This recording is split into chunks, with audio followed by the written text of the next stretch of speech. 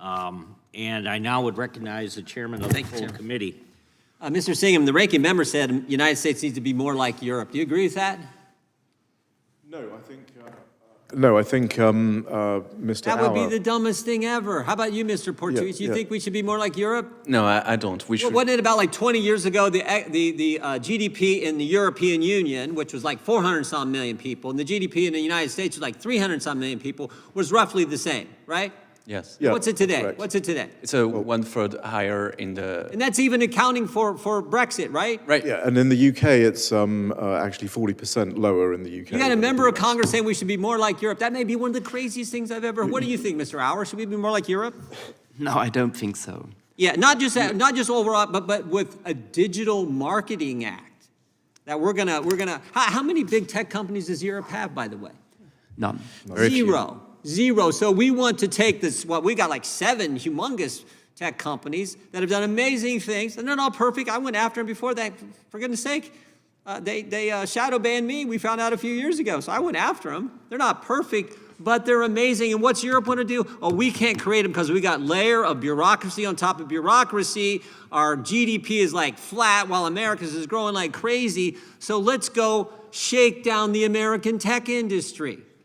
Is that right, Mr.? I see you shaking your head, Mr. Portuguese. Is that right? The main thing about competition is that we need dynamic competition, and Europe is frozen into a static competition where we preserve the status quo. And so what the core of the competitive process is competition on the merit, where there's disruptions, technological innovations. It's not about protecting the current incumbents and protecting choice and competition to get growth and good things for consumers. The chairman makes this point better than anyone, but when we were over there this summer in Europe, we met with the app creators in Europe, and they told us, they said, you know what?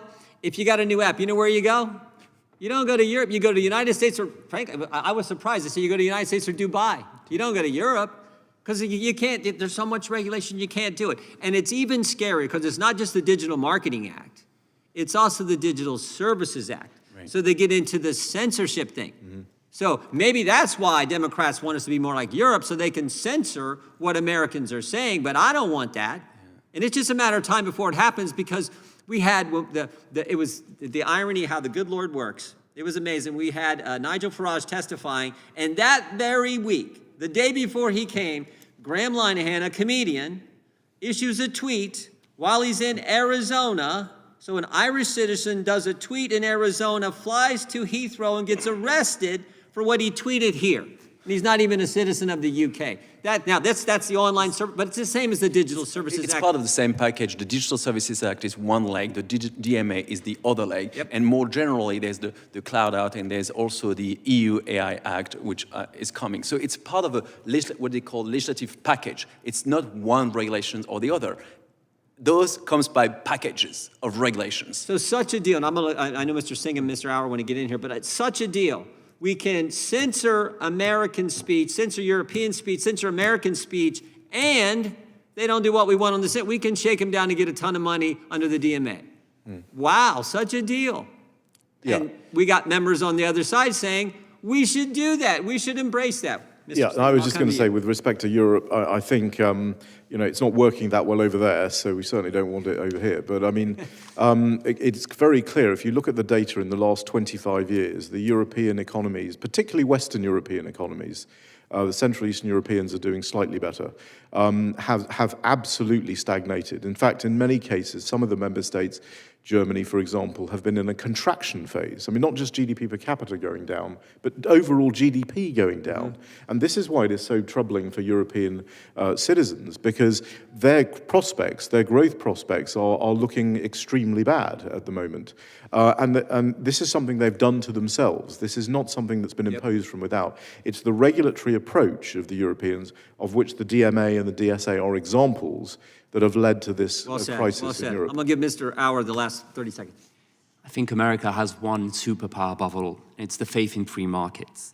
And in our space, that leads to evidence-based antitrust that tries to ensure that consumers get the best deal, and that puts aside the idiosyncratic preferences of enforcement and looks at the data coldly and dispassionately.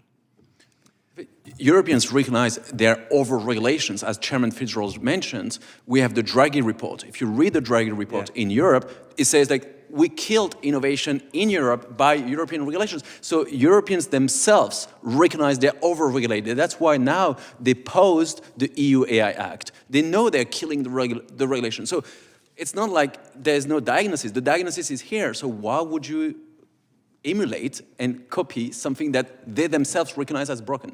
Great question. Great question. I yield back to the chairman, and thank you for this hearing. Chairman yields back.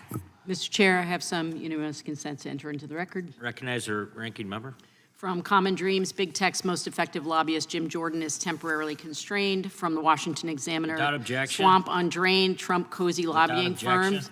And from National Politics, How Big Tech Powered a Justice Without Department objection. coup. And Economic Policy, Trump is Big Tech's Without personal objection. lobbyist. Thank you, Mr. Chair. I also ask unanimous consent, a letter from the U.S. Chamber of Commerce dated December 2015, letter from the Consumer Choice Center dated December 11th, 2025, letter from NetChoice dated December 15th, 2025, letter from the App Association dated December 25, and a statement from Alden Abbott and Satya Mara of the Mercatus Center at George Mason University. Mr. Chair, I have one more, objection. please. Gentlewoman is recognized. I ask unanimous consent to enter into the record Professor Allred's whistleblowing speech from April, the rule of law objection. versus the rule of lobbyists. Thank you, Mr. Chair.